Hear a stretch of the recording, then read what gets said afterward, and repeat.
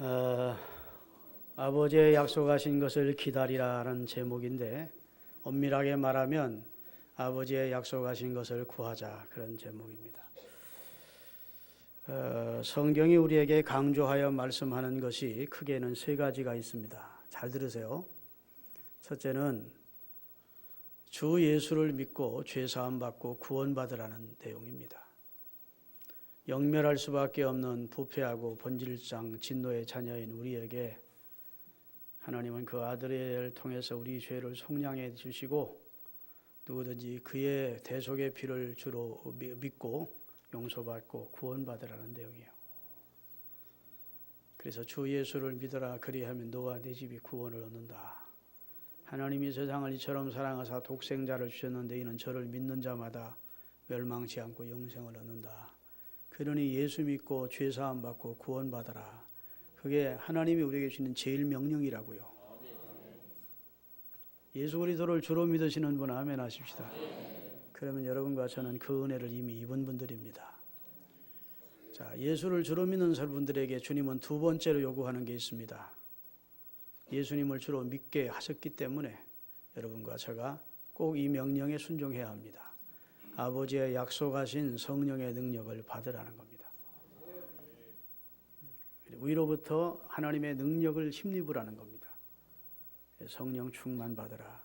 그것이 주님이 우리에게 두 번째 주신 말씀입니다.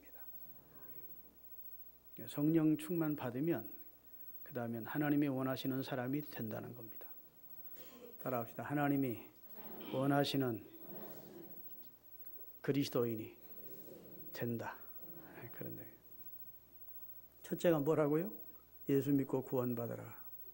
두 번째, 구원받은 너희는 위로부터 성령의 능력을 힘입어라. 세 번째, 그러면 그리스도의 증인이 그리스도인다운 그리스도인이 되리라. 이렇게 말씀을 하셨다고. 그래서 사도행전 1장을 읽어보면은 저를 보십시오. 따라합시다. 기다리라, 받으리라, 되리라. 이렇게 돼 있어요. 오늘 본문에도 보면 아버지의 약속하신 것을 기다리라. 그냥 멍청하게 앉아 기다리라는 말이 아니고 기도하며 하나님이 약속하신 성령을 달라고 구하며 기다리라는 거예요. 그러면 하나님께서 말씀하신 대로 성령으로 세례를 받게 될 것이다. 받으리라. 그 다음에 오직 성령이 너에게 임하시면 너희가 권능을 받고 예루살렘 온 유대 사마리아와 땅끝까지 내 증인이 되리라입니다. 되리라. 되도록 노력하라는 게 아니에요. 절로 된대. 성령의 능력을 받으면, 성령의 세례를 받으면 정말 내가 노력하지 않아도 예수님을 전하고 싶어 견딜 수 없고 예수님의 말씀 뜻과 예수님의 가르침을 쫓아 살고 싶은 열정이 생겨서 주님이 원하시는 그리스도인이 되는 겁니다. 여러분, 복음서는 신약의 시작이 복음서로부터 시작이 되죠. 마태복음, 마가복음, 누가복음, 요한복음 이렇게 시작이 되는데 복음서의 내용은 예수님의 출생으로부터 그의 죽으심과 부활과 승천하기 전까지의 일이 기록된 것이 복음서입니다. 할렐루야. 물론 예수님이 제자들을 택해서 제자들의 활동도 나오지만 키포인트, 핵심은 예수 그리스도의 탄생과 죽으심과 사역과 죽으심과 부활과 승천까지의 일이 복음서에 기록이 되어 있다고. 그 다음에 복음서를 지나 시작되는 책이 뭐죠? 사도행전입니다. 사도행전은 예수님이 부활 승천하시고 난 후에 성령을 120문도에게 부어주셨고 약속대로 성령의 능력을 힘입은 사도들의 활동이 기록되어 있어요. 그래서 사도들의 활동이 기록되어 있기에 사도행전이라 그러는 겁니다. 아멘. 그러면 사도행전은 누가 기록했죠? 지금 제가 묻는 가운데 대답이 들어있어요. 누가가 기록했습니다. 어떤 분들은 사도행전은 바울 얘기가 많이 나오고 사도 바울이 기록했다고 생각하는데 그렇지 않습니다. 누가가 기록을 했어요. 그럼 누가가 성경 몇 권을 쓴 거예요? 신약성경 누가복음을 먼저 썼고 후에 사도행전을 쓴 것입니다. 자, 누가복음 1장 1절부터 띄우겠습니다. 어떤 개인에게 보낸 편지가 누가복음이에요.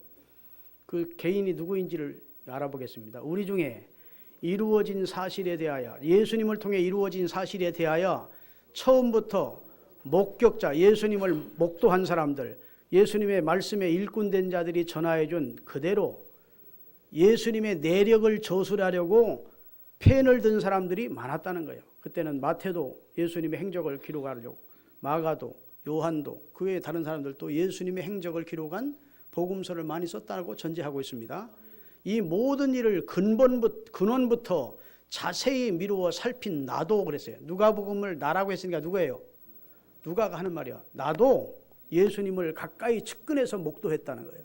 예수님이 행하시는 모든 이적의 현장에 자기도 있었다는 겁니다. 목도한 나도 누구에게? 데오빌로 각하에게, 아마 총독, 지역을 맡은 로마의 총독이었을 것입니다. 총독이 아니면 각하라는 말을 쓰지 않거든요. 데오빌로 각하에게 예수님의 태어나심부터 그의 사역과 그의 죽으심과 부활과 승천까지의 일을 써 보내려고 이 누가복음을 지금 쓰는 것이다. 이렇게 해서. 자, 이제 사도행전으로 가겠습니다. 사도행전. 자, 오늘 본문을 띄워주세요. 거기도 보면 딱 누구 이름이 나옵니까? 데오빌로요. 내가 먼저 쓴 글에는, 그 먼저 쓴 글이 뭐예요? 누가복음입니다. 내가 먼저 쓴 글에는 물은 예수의 행하시며 가르치기를 시작하심부터 그의 택한 사도들에게 성령으로 명하시고 승천하신 날까지의 일을 복음서에는 내가 먼저 편지를 써보냈지 않느냐. 할렐루야. 그 다음에 그가 고난을 받으신 후에 또한 그들에게 확실한 증거, 많은 증거로 친히 부활하심을 나타내사 40일 동안 그들에게 보이시며 하나님 나라의 일을 말씀하셨다. 그리고 5절입니다. 5절. 4절부터 다 같이 읽겠습니다. 사도와 함께 모이사 그들에게 분부하여 가라사대 예루살렘 떠나지 말고 내게서 들은 바 아버지께서 약속하신 것을 기다리라. 요한은 물로 세례를 베풀었지만 너희는 몇 날이 못 되어 성령으로 세례를 받게 될 것이다 라고 말씀하셨다. 그런데 모순절날 하나님께서 성령을 보내주셨다. 그리고 사도들의 그 성령 행전 역사를 기록했다. 그래 당신에게 보낸다. 이런 내용이에요. 그러니까 정리하겠습니다. 자, 데오빌로라고 하는 로마 총독에게 누가가, 예수님의 측근에 있던 누가가 이미 예수 그리스도를 주로 영접하여 그리스도인이 된 데오빌로 각하에게 예수님이 어떤 분인지를, 그의 출생에서부터 그의 사역, 그의 죽으심과 부활에 대해서 설명을 해서 쭉 써보낸 편지가 누가예요? 뭐예요? 누가복음이에요. 그러니까 누가복음은 누가 전서입니다. 그 다음에 예수님이 승천하신 다음 성령 받은 제자들의 활동을 기록한 교회의 역사가 기록된 것을 두 번째 보낸 편지예요. 그러면 엄밀히 말하면 사도행전은 누가 후서가 되는 겁니다. 이해되십니까? 그러니까 한 개인 데오빌로라는 사람을 위하여 누가가 예수님에 대해서, 예수님의 출생에서부터 승천까지 일을 먼저 기록해서 누가복음을 써보냈고, 후에 성령의 능력을 받은 제자들을 통해서 하나님의 교회가 어떻게 성장해 가는지를 두 번째 보낸 편지가 사도행전이라고요. 할렐루야. 복음서는 제자들의 기록입니다. 여러분, 제자들은 친히 예수님을 목도한 자들입니다. 보고 듣고 배운 것, 체험한 것을 기록한 것이 복음서입니다. 여러분, 예수님의 제자들의 결단과 믿음이 대단한 사람들입니다. 제자들을 우습게 보면 안 돼요. 처자식 배와 금을 다 버려두고 주를 위해 살겠다고 주님의 제자로 나선 사람들이니까 이분들이 대단한 분들입니다. 그리고 예수님의 기적과 이적의 현장에 함께 있었습니다. 변화산 체험을 했습니다. 2명씩 나가서 귀신도 쫓고 병자도 고치는 체험을 직접 경험하기도 했습니다. 그런데 사복음서의 결론이 무엇이냐? 따라합시다. 예수님은 승리하셨지만 제자들은 다 실패했다. 그게 이제 복음서의 결론입니다. 한 사람도 예외 없어요. 하나도 예외 없이 예수님의 제자들은 다 실패했습니다. 다 예수를 배반했고 저주까지 하며 부인했고 예수를 등지고 다 도망했습니다. 자, 예수님은 하나님이 그에게 위임한 귀한 인류 구원의 사역을 십자가에서 다 이루었다 하시고 부활로 승리하시고 승천하셔서 예수님은 승리하신 내용이고, 복음서의 결론은 예수님의 제자들은, 예수를 따르는 자들은 다 실패했다, 그 내용이라고요. 그게 복음서가 주는 결론입니다. 원래 위치로 돌아가 버리고 말았어요. 원래 어부였었는데 예수님의 제자가 됐다, 다시 어부로 돌아왔어. 도로와 타불이 됐다. 3년 동안 예수님의 제자였었고 예수님을 가까이 모셨었고 그의 능력과 기적의 현장에 같이 있었다는 경험밖에는 남은 게 없었어요. 그러니 이 제자들의 믿음이 주님이 기뻐하는 믿음이었겠느냐, 그 말입니다. 주님이 기뻐하는 믿음이 못된 겁니다. 복음서 제자들의 신앙은 주님이 한탄하시며 이 믿음이 적은 자들아, 너희 믿음이 어디 있느냐 할 수밖에 없는 그런 나약하기 그지없는 믿음이었다는 것입니다. 그러기에 주님께서는 오늘 살고 있는 저와 여러분에게도 이 복음서의 제자들의 신앙을 원하는 것이 아닙니다. 사도행전의 제자들의 신앙을 갖기를 원하는 겁니다. 할렐루야. 복음서 다음에 신약성경에 사도행전이 기록되어 있는데 사도들의 활동이 기록된 것이 사도행전입니다. 사도가 누구예요? 제자를 사도로 일명 표현하는 겁니다. 그러니까 실패한 제자들, 복음서에 실패한 제자들이 사도행전에 들어서 그 제자들이 성공하고 승리하고 하나님의 놀라운 역사의 주인공이 되고 하나님의 나라를 확장시키는 주역이 된다고요. 어떻게 이렇게 변화될 수 있었느냐는 겁니다. 응? 모든 일에 실패로 끝났던 무능하고 한심했던 제자들이 활동이 사도행전에 기록되어 있는데 거기는 전혀 다른 모습으로 사도들의 활동이 기록이 되어 있다고요. 그런데 여기서 우리가 주목해야 될 것은 예수님께서 승천하시면서 한 가지 부탁, 권면, 유언격의 말씀을 하신 겁니다. 그것은 뭐냐 하면 아버지의 약속하신 것을 기도하며 기다리다가 위로부터 능력을 받으라는 겁니다. 누가복음 24장 47절부터 띄우겠습니다. 같이 읽겠습니다. 또 그의 이름으로, 여기 누구 이름일까요? 그의 이름이 예수 이름으로 죄사함과 회개가 이루어져 구원받게 하는 역사가, 회개와 복음의 구원의 역사가 예루살렘에서부터 시작이 돼서 그 다음에 세계 모든 족속에게 전파될 것을 예수님은 내다보셨습니다. 앞으로 예루살렘에서부터 시작된 회개와 구원의 역사가 전 세계 모든 민족으로 전파될 것이다. 너희가 이 일의 증인이다. 자, 그리고 나서 하시는 말씀이 49절, 볼지어다 내가 승천해서 아버지께서 약속하신 것을 너희에게 보내겠다. 요엘서에 하나님이 약속을 했어요. 이미 예수님이 세상에 오시기 전 수백 년 전에 하나님이 요엘에게, 요엘서 2장에 보면 내가 내 남정과 여종에게 성령을 물붓듯 부어주겠다고. 젊은이들은 예언을 할 것이고 늙은이들은 꿈을 꾸고 환상을 볼 것이라고. 할렐루야. 그렇게 약속한 것이 있다고요. 그 아버지께서 너희에게 주시마 약속한 것을 내가 승천해서 아버지께 받아가지고 너희에게 보내주리니 너희는 위로부터 능력으로 힘입혀질 때까지 이 성에 머물라. 아멘. 나 승천했다고 뿔뿔이 흩어지지 말고 제발 부탁한다. 예루살렘 떠나지 말고 한 장소에 모여서 아버지의 약속하신 것을 기도하며 기다리고 있어라. 아멘.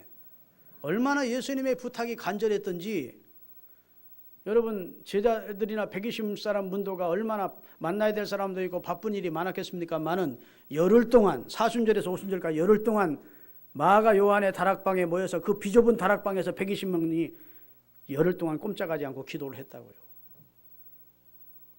그랬더니 오순절날, 자, 사도행전 2장 1절, 오순절날이 되자 정말 주님이 약속하고 가셨던 성령이 임하는 겁니다. 오순절날이 이미 이름에 그들이 다 같이 한 곳에 모였더니 호련히 하늘로부터 급하고 강한 바람 같은 소리가 있어 그들이 앉은 온 집에 가득하게 마치 불이 뱀의 혀처럼 갈라지면서, 불이 막 갈라지면서 나타나 그들에게 보여 각 사람의 머리에 하나님의 불이 임하더라는 겁니다. 아멘. 그 4절, 그들이 다 뭘 받았어요? 성령의 충만하심을 받고 성령이 말하게 하심을 따라 각기 다른 나라 방언으로 말하는 이적의 역사가 나타났어요. 예수님은 약속을 이루신 겁니다. 하나님도 요엘을 통해서 약속하셨던 것을 이루셨어요. 만약 저들이 주님의 약속을 믿지 않고 야 바쁘다 뭐 볼일 많대 그리고 다 흩어졌더라면 교회의 역사는 없습니다. 그러니까 주님이 유언한 것은 한마디로 한 가지입니다. 성령 받으라는 게 아니고 흩어지지 말고 아버지의 약속하신 것을 기도하며 구하고만 있어라. 그러면 성령의 능력이 임할 것이고 그러면 증인이 될 것이고 이렇게 말씀을 하신 겁니다. 할렐루야. 사랑하는 여러분, 성령의 능력을 받은 제자들은 전혀 복음서의 그 못난 무능한 비겁한 제자들이 아니었습니다. 우리가 오늘 교회에 왔습니다. 우리가 다 예수님을 믿습니다. 우리가 은혜를 받았습니다. 그러나 우리가 이 받은 은혜가 복음서의 은혜냐 사도행전의 은혜냐가 중요합니다. 우리가 예수님을 주로 믿습니다. 근데 그 믿음이 복음서의 믿음이냐 사도행전의 믿음이냐가 굉장히 차이가 중요해요. 할렐루야. 복음서의 은혜로는 복음서에 기록된 믿음으로는 이 악한 세대에서 승리할 수 없다는 것이 결론입니다. 사도행전의 믿음을 가지라는 거예요. 사도행전의 성도가 되라는 겁니다. 예수님은 사람을 입으셨지만 실상은 성자 하나님이십니다. 눈을 뜨세요. 저를 보시고. 예수님은 우리와 똑같은 분이 아니에요. 예수님은 육체를 입으셨지만 그는 성자 하나님이십니다. 성경은 창조의 근본이시니가 가라사대 그랬어요. 그는 창조주십니다. 그러기에 그분은 실패할 수 없습니다. 그래서 그분은 복음서에 승리하신 겁니다. 아멘. 하나님의 뜻을 온전히 이루시고 인류 구원의 사역을 완전히 다 이루시고 승천하여 승리하신 겁니다. 그런데 우리 인간, 제자들이나 우리 인간은 나약합니다. 늘 범죄하기 쉬운 부패성을 가진 연약하기 그지없는 부패한 존재들입니다. 그러니 우리는 승리가 안 된 겁니다. 생명의 위협을 느끼는 그런 절박한 상황이 되자 나는 예수 모른다. 나는 예수와 상관없다고 다 도망가 버린 겁니다. 여러분 부활하신 주님이 이 실패한 제자들을 나중에 찾아와서 실패한 저들을 향하여 추궁을 하십니까? 추궁한 것이 성경에 있다고 생각되시는 분 성경 한번 찾아보십시오. 없어요. 실책하십니까? 책망하십니까? 야 임마 너 그럴 수가 있어? 너 내가 내일 새벽에 3번 부인한다고 그랬는데 경고를 듣고도 나를 모른다고 저주까지 하냐? 너 사람이냐 네가? 예수님이 제자에게 베드로에게 그런 말씀하지 않으세요. 왜? 예수님은 연약한 인간을 가진 육체를 가진 인간은 상황이 어려우면 넘어질 수 있다는 것을 아셨습니다. 아멘. 주님이 미리 말씀해 주셨잖아요. 내가 새벽 닭이 오기 전에 나를 3번 모른다고 할 것이다. 너희가 다 나를 버리고 도망하리라. 목자가 양을 쳤는데 다 흩어질 것이다. 주님은 다 알고 계셨다고요. 예수님이 이 세상에 계실 때 그 몸을 연약한 인간에게 의탁지 않으셨대요. 왜? 인간의 연약함을 아시기 때문이었다고 그랬습니다. 그래서 인간은 연약하고 상황이 불리하면 계절이 바뀌면 옷을 갈아입듯 겉으로 나타난 그의 신앙이 옷을 자꾸 갈아입는 겁니다. 그래서 변절할 수가 있는 것이 인간임을 예수님은 아셨기 때문에 복음서의 신앙 가지고는 생명의 위협을 느끼는 상황에서 순교할 수 없다는 것을 아셨기 때문에 주님은 실패한 제자들을 한 번도 추궁하거나 책망하지 않으셨어요. 오셔서 너에게 평강이 있을지어다고 두 번째 성령을 받아라. 숨을 내쉬며 그런 건 성령을 받아야만 실패가 아닌 성공하는 승리자로 아멘. 하나님의 영광을 드러내는 신자다운 신자가 될 것을 예수님은 아셨기 때문에 피조물인 인간이 어려운 상황을 만나면 다 넘어질 수밖에 없다는 것을 예수님이 아셨기 때문에 넘어진 제자들을 주님이 추궁하신 적이 한 번도 없다는 사실을 깨달으시기 바랍니다. 아멘. 여러분 사람이 귀한 것은 어떤 때 귀하냐? 하나님이 함께 해주실 때 귀합니다. 하나님이 함께 해주실 때. 예수님은 홀로 완전하신 분입니다. 예수님은 홀로 계셔도 그는 완전하신 성자 하나님이십니다. 누구가 지탱해 주거나 붙들어 주거나 그가 뭐 도와주어야 예수님이 홀로 설 수 있는 분이 아니라고요. 인간은 홀로는 완전할 수 없는 존재입니다. 인간을 왜 하나님께서 양으로 비유했을까요? 양은 홀로 완전할 수 있는 존재가 아닙니다. 양은 강력한 이빨도 없습니다. 사자 같은 이빨도 없고 호랑이 같은 발톱도 없고 노루처럼 잘 달리지도 못하고 맹수가 올 때 말처럼 뒷발질로 상대방을 칠 수 있는 힘도 없어요. 자기 능력으로는 자기 집을 찾아갈 수 있는 그런 귀소 본능도 없습니다. 그게 연약하기 그지없는 양이라고. 근데 이 하나님께서 왜 인간을 양으로 비유하시고 예수님을 목자로 비유하셨을까요? 목자이신 하나님이 사람과 함께 해줄 때만 사람이 홀로 완전할 수 있는 존재가 아니라 하나님과 함께 할 때 완전할 수 있는 존재임을 전제해 주신 겁니다.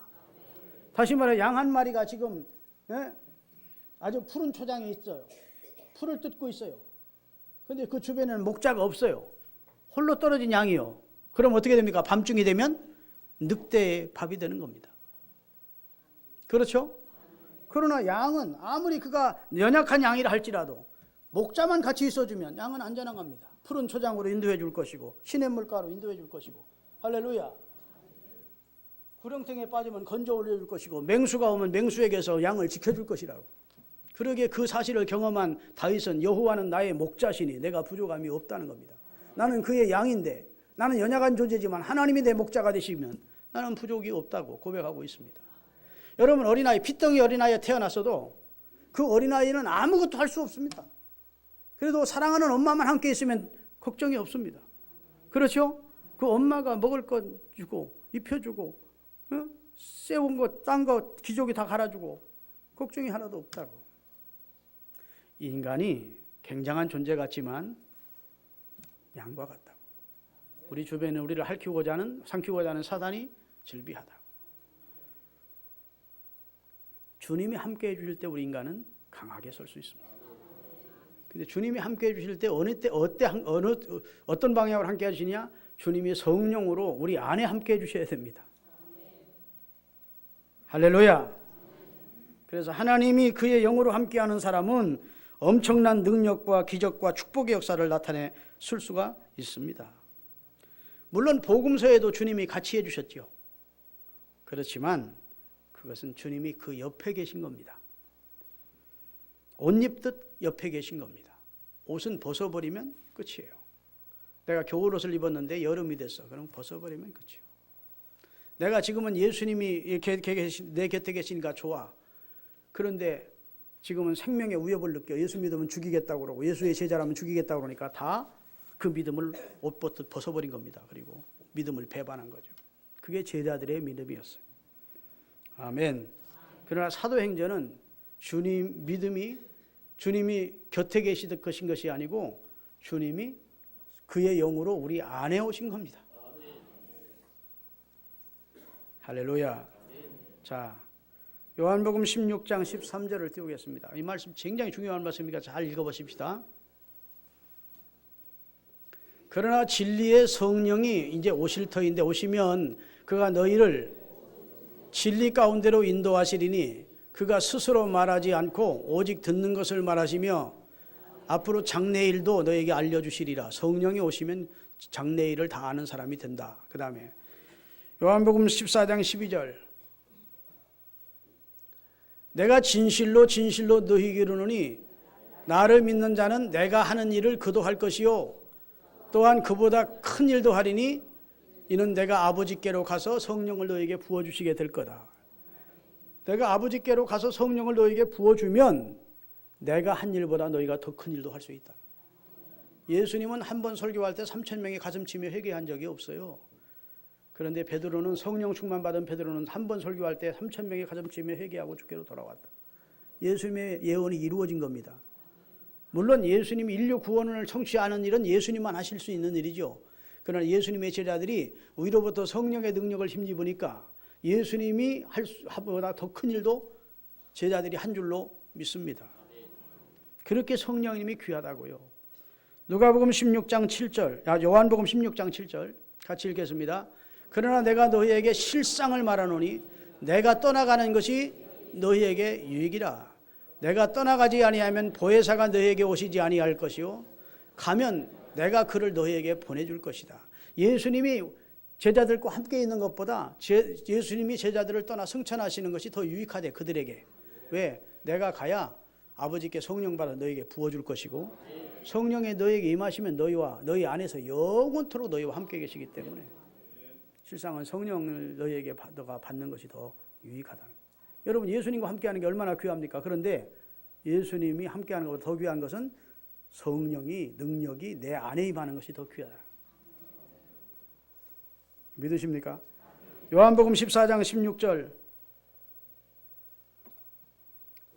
다 같이 내가 아버지께 구하겠으니 그가 또 다른 보혜사를 너희에게 주어 영원토록 너희와 함께 있게 해줄 것이다. 할렐루야. 여러분 하나님이 귀한 분이시다. 여러분 많이 들으셨죠? 하나님은 전능하시다 많이 들으셨을 거예요. 하나님은 사랑이시다 많이 들으셨을 겁니다. 들었다고 내 것이 되는 건 아니에요. 그 하나님이 내 안에 영으로 오셔야 돼요. 하나님의 영이 성령으로 내 안에 오시면 내가 하나님이 귀한 분이다, 능력 있는 분이다, 사랑이다 그런 거 몰라도 다 성령이 깨닫게 하십니다. 아, 하나님은 사랑이시구나. 하나님은 능력이시구나. 하나님은 권능이시구나. 할렐루야. 하나님은 지혜로우시구나. 이거 성령이 임하면 굳이 가르침을 받지 않아도 되는 거예요. 능력으로 임하니까. 따라합시다. 깨달음과 능력은 별개다. 여러분 예수님의 제자들이 복음서에 많이 깨달았습니다. 하지만 능력이 그들에게는 없었어요. 성령 충만을 받음으로 사도행전 2장부터 능력이 임한 것입니다. 할렐루야. 여러분 예수님께서 제자들의 실패와 배반을 책망하거나 추궁하지 않거나 실책하지 않으신 것은 예수님은 너무도 인간의 연약함을 아셨기 때문입니다. 위태하면 상황이 바뀌면 절기가 바뀌면 배반한다는 것을 예수님은 아셨습니다. 그러기에 우리의 신앙 수준이 복음서에 머물러 있으면 안 됩니다. 할렐루야. 사도행전의 제자들의 신앙의 수준은 능력이었다고요. 권세가 있었어요. 아멘. 하늘의 지혜와 권능과 영광으로 충만했었습니다. 똑같은 제자들이 사도행전은 전혀 다른 것은 저들의 머리 스타일이 달라진 것도 아니고 패션 스타일이 달라진 게 아니고 외모가 달라진 게 아니고 그들 안에 성령의 능력이 임한 것입니다. 보혜사가 임한 것입니다. 그랬더니 저들은 완전히 달라진 거예요. 제가 늘 말씀드리지만 들으신 분은 다시 한번 들으십시오. 이 안에 물이 있습니다. 물은 원소는 H2O입니다. 이 물은 액체입니다. 여기다가 냉동을 시키면 이것이 고체가 됩니다. 액체에서 고체가 돼요. 얼음덩어리로.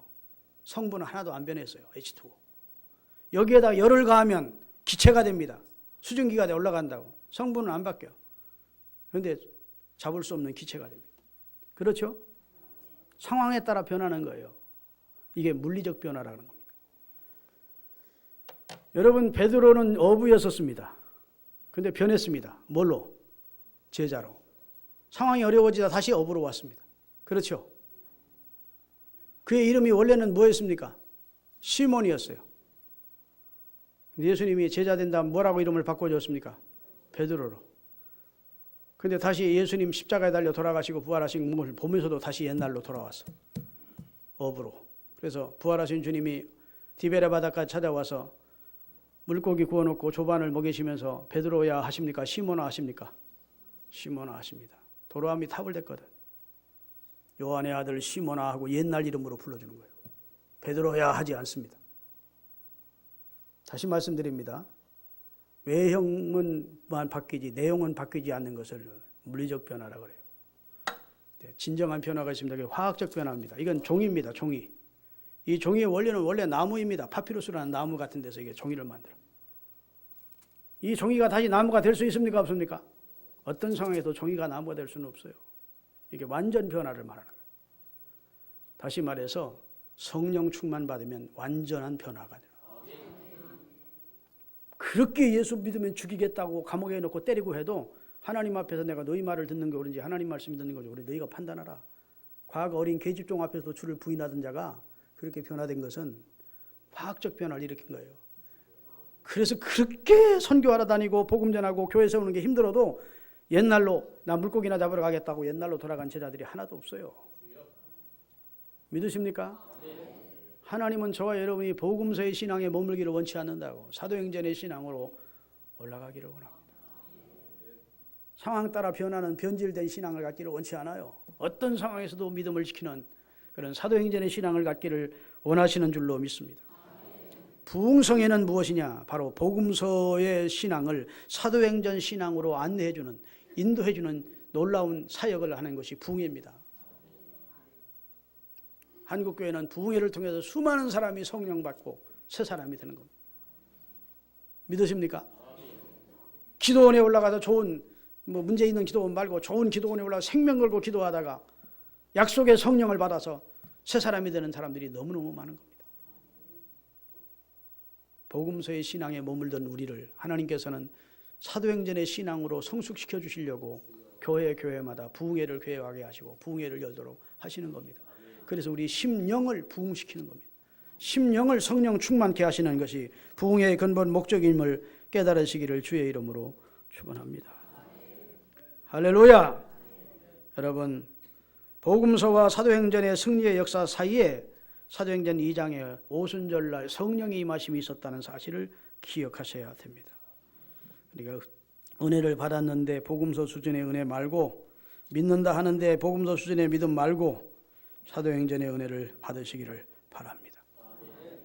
화장으로 말하면 얼굴, 복음서 신앙은 화장한 정도고 사도행전은 아주 성형수술을 예쁘게 아주 바꿔놓은 거예요.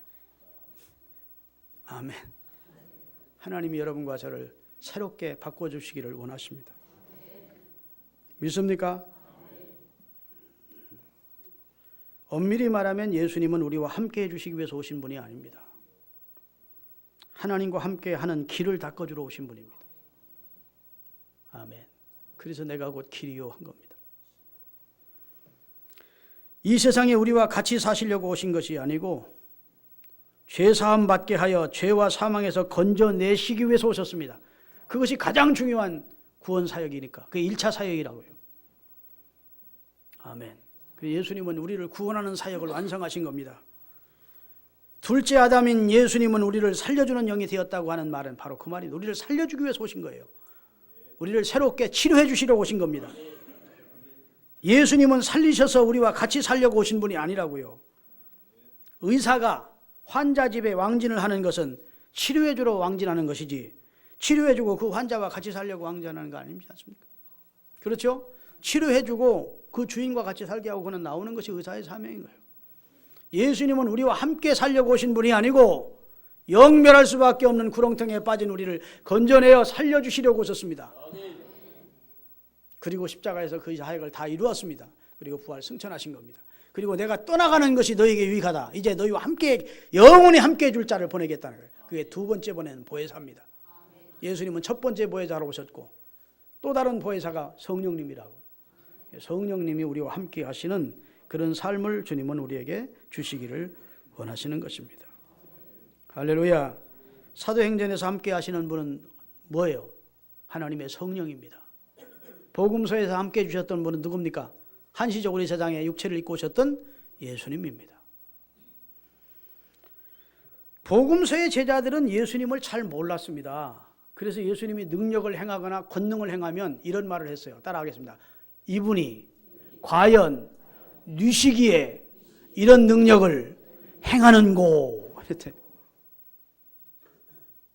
예수님을 제대로 고백한 적이 또 두 번밖에 없습니다. 주는 그리스도시요 살아계신 하나님의 아들입니다라고 베드로가 한 번 고백했고 부활하신 예수님을 보고 도마가 나의 주시며 나의 하나님이십니다 이렇게 두 번 제대로 고백했지. 그 외에는 예수님에 대한 고백이 다 정답이 아니었어요. 여러분 요한복음 13장 7절에 보면 예수님이 이 세상에 계실 동안 하나님의 뜻과 그 다음에 자신의 생애와 교훈을 가르쳤습니다. 그래도 그들은 몰랐어요. 다 같이 예수께서 대답하여 이르시되 내가 하는 것을 네가 지금은 알지 못하나 이후에는 알리라. 너와 나는 잘 안 통한다는 거예요. 너는 아직 영의 사람이 못 됐기 때문에 제자들, 복음서의 제자들 아직 영의 사람, 성령 충만한 사람이 못 됐기 때문에 주님이 하시는 말씀도 이해를 잘 못하고 하시는 일의 그 뜻도 모른다는 겁니다. 이제는 알지 못하나 나중에는 알게 될 것이라고 말씀을 하셨어요. 요한복음 10장 6절입니다. 다 같이 예수께서 이 비유로 그들에게 말씀하셨으나 그들은 그가 하신 말씀이 무엇인지 알지도 못하고 묻기도 두려워했다는 거예요. 일껏 가르쳐줘도 통하지 않는 겁니다. 아직 영의 사람이 못 되어서. 이해되시죠? 누가복음 18장 32절에 보면 이렇게 되어 있습니다. 인자가 이방인들에 넘겨지고 희롱을 당하고 능욕을 당하고 침뱉음을 당해 죽게 될 것이다. 그리고 쭉 말씀하신 다음에 이 더디 믿는 자들을 해놓고 따라합시다. 깨닫지 못하다가 예수님께서 영광을 얻으신 후에야 생각나서 깨닫더라. 예수님이 왜 십자가에 달려 죽었는지, 왜 무화과나무를 저주하셨는지 당신은 깨닫지 못하다가 예수님이 부활 승천하시고 성령 받은 다음 영광을 얻으신 다음에야 예수님이 바로 이런 말씀이셨구나 하고 깨닫더라는 거예요. 이게 복음서의 제자들은 너무너무 미숙하기 그지없는 신앙을 가지고 있었음을 알 수 있습니다. 누가복음 24장에 보면 따라합시다. 여자들의 말이 허탄한 듯하여 믿지 아니하더라. 예수님이 무덤에 예수님을 사랑하는 여인들이 향유를 가지고 갔었습니다. 예수님의 부활은 생각지도 못했어요. 가보니까 예수님의 무덤은 비어있고 세마포는 개어있고 무덤 밖에서 흰옷 입은 분이 나타났어요. 천사가 나타나더니 예수님이 나타나신 거예요. 너희보다 앞서 내가 갈릴리로 간다고 너희 제자들에게 알려라 해서 제자들이 막 부활하신 주님이 알려주기 위해서 제자들에게 왔습니다. 그래서 예수님이 부활하셨더라. 우리가 보았다 그러랬더니 따라합시다. 허탄한 듯이 하여 믿지 아니하더라. 허탄한 소리를 하는 여자들인 줄 알았대요. 요새 며칠 잠 못 자고 예수님 죽었다고 슬퍼하더니 저거 또라이들이게 됐나, 정신이 잘못됐구나 그랬다는 거예요. 그러니 그 제자들의 믿음이 진짜 믿음이냐 그 말입니다. 예수님이 십자가에 달려 돌아가시기 전에 자신이 부활할 것을 여러 번 말씀하십니까 안 하십니까? 말씀하셨는데도 불구하고 그럼 그때는 믿지 않았다 하더라도 여자들이 가서 부활하신 예수님을 내가 만났다 하면 할렐루야! 만나러 가자! 그래야 되잖아. 저 여자들 또라이 아니야 저거? 며칠 잠 못 자고 저거 슬퍼하더니 정신이 잘못됐구만 하고 허탄한 듯이 생각하면 믿지 아니했대요. 그러니 그때 제자들의 믿음이 주님이 기뻐하시는 수준의 믿음이었느냐 그 말이요? 아니죠. 이해되시죠? 여러분, 성령의 사람이 되기 전에는 통하지를 않는 겁니다. 통하는 것만 받아들이고 안 통하는 것은 거절하니까 주님 믿음이 원하시는 믿음이 아니죠. 그렇게 살면 성숙한 그리스도인이 될 수 없습니다. 할렐루야. 나중에 예수님의 부활을 보고는 믿느냐? 보고도 믿지 않습니다. 그래서 예수님의 부활을 보고도 예수님이 음식을 잡수시니까 서로 눈치만 보고 있어요. 유령인가 사람인가. 그러니까 예수님이 뭐라 하죠? 귀신은 먹지 못하느니라고 예수님이 직접 잡수셨다. 예수님이 얼마나 한심하셨으면 이놈들이 이렇게 내가 부활하신 옆구리에 살도 손바닥도 옆구리에 상도 보여줘도 서로 눈치만 보면서 믿지 아니하는 거예요. 예수님이 유령은 먹지 못하느니라고. 여러분, 주님이 아무리 도와주셔도 사도행전의 신앙인 성령 충만한 사람이 아니면 믿음으로 연결이 안 되는 거예요. 보는 대로 살고 느끼는 대로 말하고 행동하는 겁니다. 믿습니까? 성령 세례받지 않고도 얼마든지 신앙생활 할 수 있어요. 성령 충만하지 않고도 얼마든지 신앙생활이 가능합니다. 아니, 성령 충만 받지 않고도 얼마든지 목회도 할 수 있습니다. 그러나 그것은 사람을 중생시키는 것이 아니고 조금 나은 경건한 사람으로 훈련시켜주는 정도, 조금 더 행복한 사람으로 만들어주는 정도, 마음을 위로해주는 정도, 그런 목회나 그런 신앙생활이에요. 성령 받아야 주님의 뜻, 주님의 마음, 주님의 가르침, 주님 앞에서 승리의 삶을 살 수가 있는 것입니다. 하나님의 능력 있는 자녀로 살아가야 되지 않겠어요? 아멘. 고린도전서 2장 9절에서 11절까지 읽고 이제 말씀 마감하겠습니다. 다 같이. 기록된 바 하나님이 자기를 사랑하는 자들을 위하여 예비하신 모든 것은 눈으로 보지 못하고 귀로 듣지 못하고 사람의 마음으로 생각하지도 못한다 함과 같으니라. 하나님의 성령이 눈에 보이고 귀로 듣고 할 수 있는 게 아니에요. 그 다음에 기록된 바 오직 하나님이 성령으로 이것을 우리에게 보이셨으니 성령은 모든 것, 곧 하나님의 깊은 비밀이라도 다 통달하시느니라. 그 다음에 11절, 사람의 일을 사람 속에 있는 영 외에는 누가 알리요? 이와 같이 하나님의 일도 하나님의 영 외에는 알지 못하느니라. 성령 받아야 하나님의 뜻을 안다는 거예요. 하나님의 말씀의 뜻도 안다는 거예요. 하나님이 뭘 원하시는지도 안다는 거예요. 하나님의 뜻대로 살 수 있는 힘도 있다는 거예요. 부흥회가 왜 열리느냐? 이제 오늘 이 말씀을 통해서 다시 한번 여러분이 깨닫고 이런 계기를 통해서 성령의 사람으로 바뀌어지는 은혜가 있기를 예수 그리스도의 이름으로 축원합니다. 어떤 분은 예수님에 대해서 기가 막히게 잘 알아요. 예수님은 베들레헴에 태어나셨다. 예수님은 아브라함의 42대 후손이시다. 예수님은 공생애 30년 때부터 공생애를 3년을 사셨다. 예수님은 귀신도 쫓았다. 예수님은 마리아의 아들이시고 요셉에게 정혼한 다음에 태어났다. 오지마 하다못해서 예수님이 십자가에서 7마디 했는데 그 7마디를 줄줄 외는 사람도 있습니다. 그런데도 생명이 없는 거예요. 그래도 성령 충만하지는 못해. 그런데도 힘은 없어. 죄를 이길 힘, 유혹을 이길 힘, 그 다음에 하나님의 뜻을 행할 힘은 없는 거예요. 그건 지적인 성도예요. 주님은 그걸 우리에게 요구하는 게 아닙니다. 기도하여 약속하신 성령을 받아 능력 있는 권세 있는 그리스도인으로 살라는 겁니다. 하나님의 마음을 헤아려 그 뜻에 합당하게 살라는 겁니다. 하나님이 그리 도와주시겠다는 겁니다. 그의 영으로. 성령 받으면 수지 맞는 거예요.